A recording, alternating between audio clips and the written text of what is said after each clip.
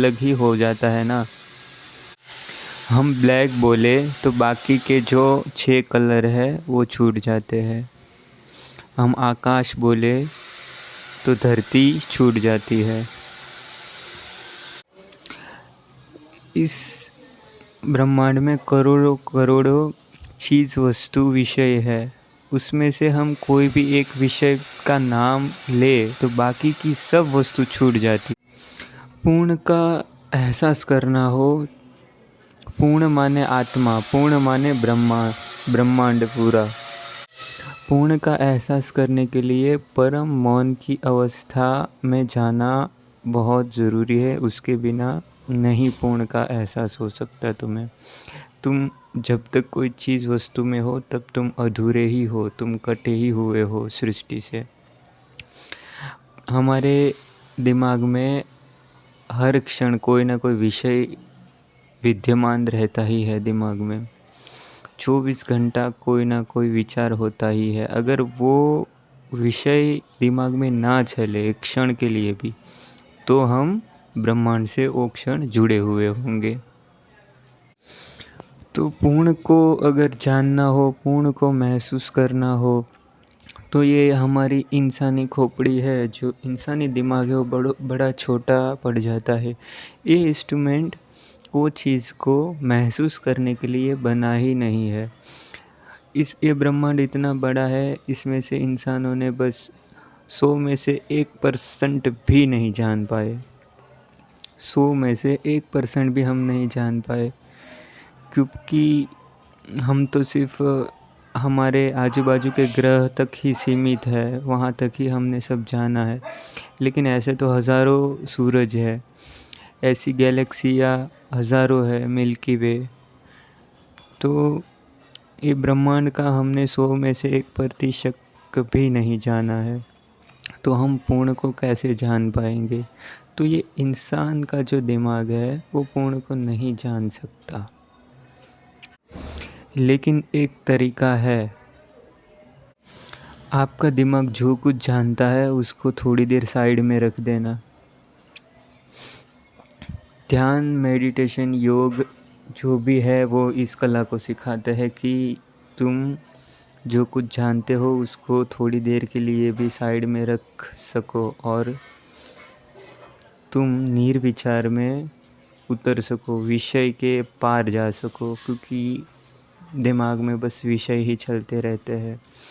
तो हम अगर विषय के पार जा सके, निर्विषय हो सके, निर्विकल्प हो सके, कि हमारे मस्तिष्क में कोई भी विकल्प ना हो, अगर ऐसी अवस्था को प्राप्त कर सके तो हम पूर्ण का एहसास कर सकते हैं। और वो पूर्ण का एहसास करने के बाद वो कभी जाता नहीं है, वो एहसास हमेशा बना रहता है। और उसी इंसान को इनलाइटन हम बोलते हैं, आत्मज्ञानी बोलते हैं, जो वो एहसास में जीता है। लाखों लोग इस पृथ्वी पे जन्म ले चुके हैं और मृत्यु को प्राप्त हो चुके हैं, लेकिन वो पूरी ज़िंदगी बस विषय वस्तु में ही अटके रह जाते हैं। वो कभी पूर्ण की तरफ बढ़ते ही नहीं। करोड़ों करोड़ों में से कोई एक ही ऐसा इंसान होता है, कोई महात्मा बुद्ध, कोई स्वामी विवेकानंद, कोई कृष्ण मूर्ति जैसे लोग ही इनलाइटन की अवस्था को प्राप्त किए हैं। ऐसे बहुत कम लोग हैं।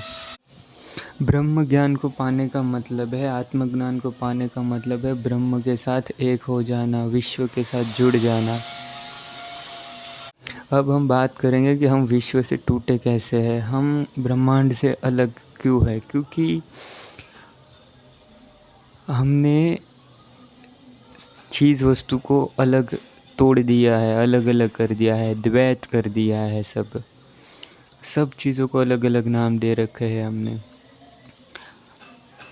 हमारा शरीर है, लेकिन जब हम बोलते हैं कि हाथ, तो वो शरीर से अलग प्रतीत होने लगता है। सिर्फ नाम देने से कोई चीज़ अलग नहीं हो जाती पूर्ण से। तो हम अगर हाथ बोले तो शरीर से अलग प्रतीत होता है, लेकिन हम हाथ बोले ही ना, और हाथ को कोई नाम ना दे तो वो एक शरीर का हिस्सा है, वो शरीर है, वो हाथ नहीं है, वो शरीर है, शरीर का हिस्सा है। हम आँख बोले तो वो आँख जो है वो शरीर से अलग प्रतीत होती है, लेकिन वो आँख नहीं है, वो शरीर का हिस्सा है, और वो आँख है, वो शरीर है।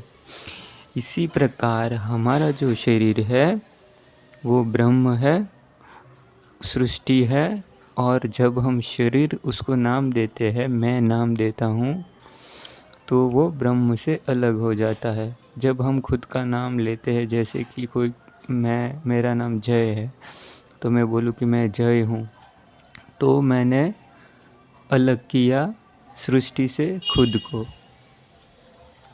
लेकिन नाम देने से कोई चीज़ कहीं से अलग नहीं हो जाती। मैं नाम देने से पृथ्वी के बाहर तो नहीं चला गया, मैं पृथ्वी के अंदर हूँ और पृथ्वी का हिस्सा हूँ, कुदरत का हिस्सा हूँ, ब्रह्मांड का हिस्सा हूँ। तो मैं नाम खुद का देने से मैं ब्रह्मांड से अलग तो नहीं हो गया। नाम देना ऐसे ही है जैसे पानी में खींची गई लकीर। जब तक तुमने बोला जय, बस उतनी देर के लिए तुम ब्रह्मांड से अलग रहे। जैसे पानी में लकीर खींचो और तुरंत पानी फिर उसको एक कर देती है और वो द्वैत को ख़त्म करके लकीर और पानी एक हो जाता है, वैसे ही परम मौन में उतरने से भाषा चली जाती है। जहाँ पे भाषा का अंत होता है हमारे मन में, हम 24 घंटा जो अंदर बोलते रहते हैं वो अगर बोलना बंद हो जाए तो हम ब्रह्मांड के साथ एक रूपता का एहसास कर सकते हैं। तो ब्रह्म ज्ञान को प्राप्त करने का एक तरीका है कि एक साधना करनी होगी कि हमें चीज़ जो सही में चाहता है कि मुझे ब्रह्म ज्ञान प्राप्त करना है या तो मुझे पूर्ण का एहसास करना है, मैं जीवन में ऐसे ही नहीं आया हूँ और मुझे ऐसे ही नहीं यहाँ को पे चले जाना है, जो पूर्ण है, जो बहुत ही ऊपर है इस विश्व में, उसके ऊपर कुछ भी नहीं है। ब्रह्म ज्ञान के ऊपर कोई भी चीज़ नहीं है इस विश्व में। यहाँ पे भगवान भी जन्मे हैं और भगवान भी मृत्यु को प्राप्त हो गए हैं। हर भगवान ब्रह्म के अंदर जन्मता है और ब्रह्मांड के अंदर ही मृत्यु को प्राप्त होते। जितने भी भगवान जन्मे हैं उस सब की मृत्यु हुई है, और वो सब है वो एक सागर से लहर की तरह है कि वो सागर में लहर की तरह उठे और फिर सागर में मिल गए। वो सब ब्रह्मांड में जन्मे और ब्रह्मांड में ही मिल गए। हम भी ब्रह्मांड में जन्मे हैं और ब्रह्मांड में ही लीन होंगे। तो पूर्ण को जानने के लिए हमें चीज़ों को अलग अलग देखने की जो आदत हमें बचपन से डाली गई है, उस आदत के बारे में थोड़ा गौर से देखना होगा कि क्या ये चीज़ें सही में हमारे सिर्फ नाम लेने से अलग हो जाती है। आँखें हैं वो पेड़ को और ज़मीन को अलग अलग देखती है, लेकिन पेड़ और ज़मीन एक है। एक बीज था, वो बीज है वो बड़ा वृक्ष बन गया, लेकिन वो पूरा मिट्टी का हिस्सा है, वो कहीं से आके प्रकट नहीं हो गया। और ज़मीन और पेड़ दोनों एक है, लेकिन हमारी आँखें जो है, हमारी इंद्रियां है, वो हमें हर चीज़ अलग अलग दिखाती है। हमारा जो दिमाग है वो अलग अलग शब्द के द्वारा एक भाषा बना के हमें भ्रम देता है कि हम सृष्टि से अलग है। और जब तक हमारे दिमाग में कोई ना कोई शब्द गूंजता रहेगा, भाषा चलती रहेगी, हम अंदर बोलते रहेंगे, तब तक हम ब्रह्म से पूर्ण से पृथक रहेंगे।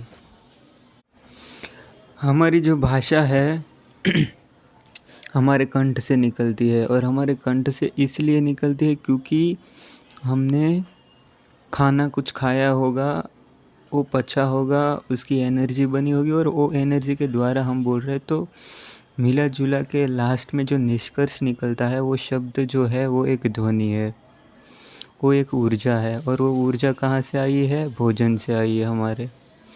अगर कोई इंसान को 40 दिन तक खाना ना दिया जाए तो बोल नहीं पाएगा। उसका मतलब यही हुआ कि जो ऊर्जा है बोलने की, वो ऊर्जा खाने से आई है, भोजन से आई है। और जो मस्तिष्क है, वो मस्तिष्क भी खाने से ही आया है। तुम तो एक हॉर्मोन्स के एक बहुत छोटे से कण थे, वहाँ से यात्रा शुरू हुई होगी।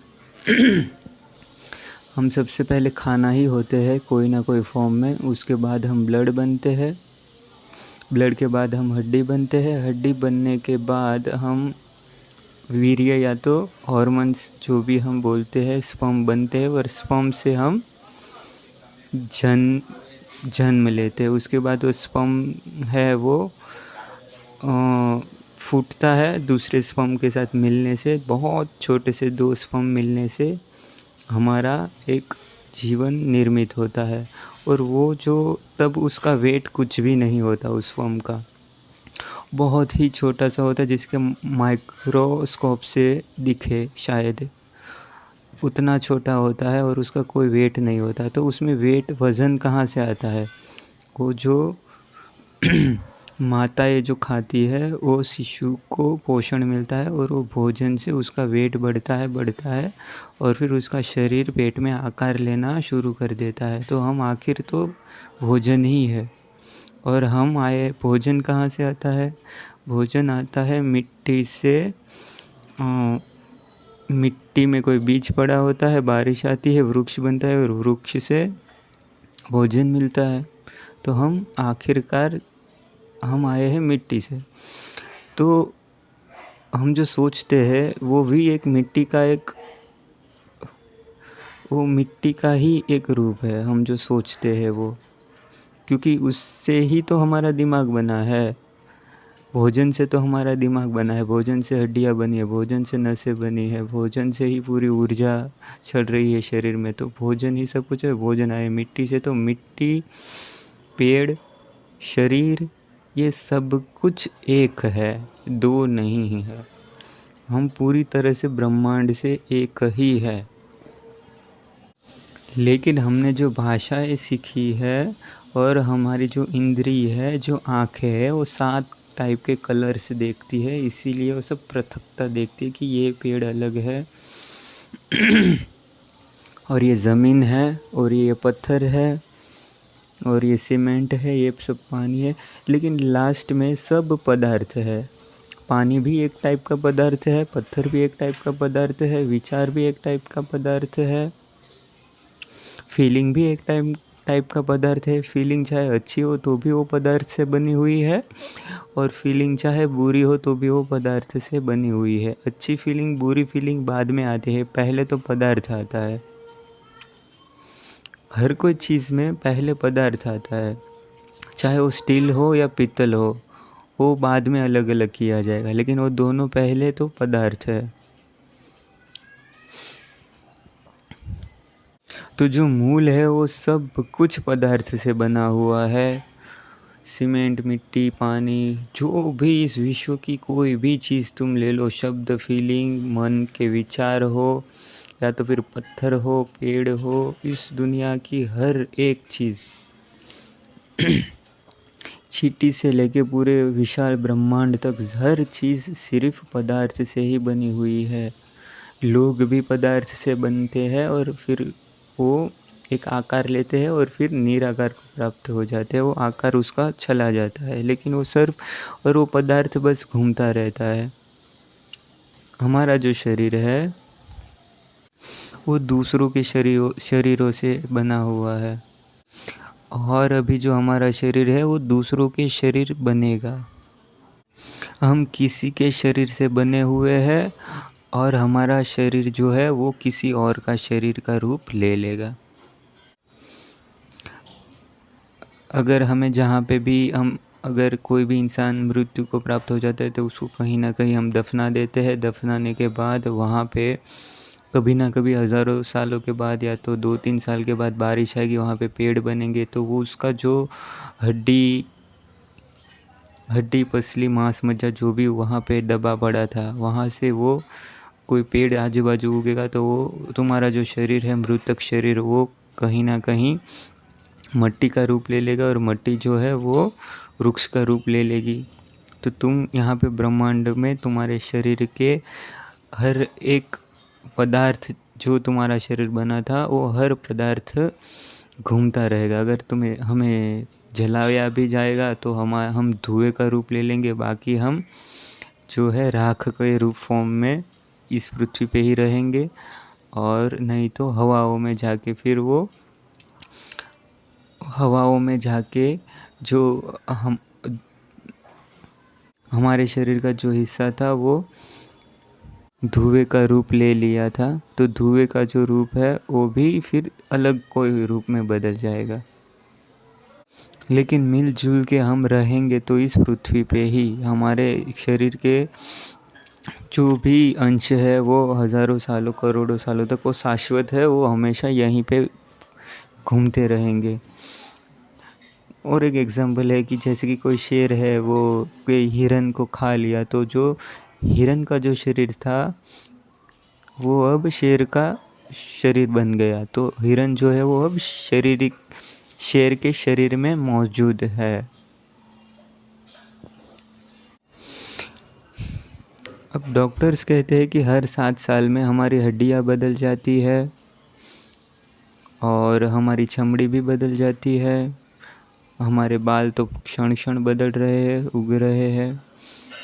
तो हमारा पूरा जो शरीर है वो 7 साल में पूरी तरीके से नया हो जाता है। जो चमड़ी थी 7 साल पहले वो भी चेंज हो जाती है। जो अंदर की हड्डियाँ जो भी है, लीवर, किडनी, जो भी कुछ था वो सब कुछ अलग चीज़ में रूपांतरित हो जाता है।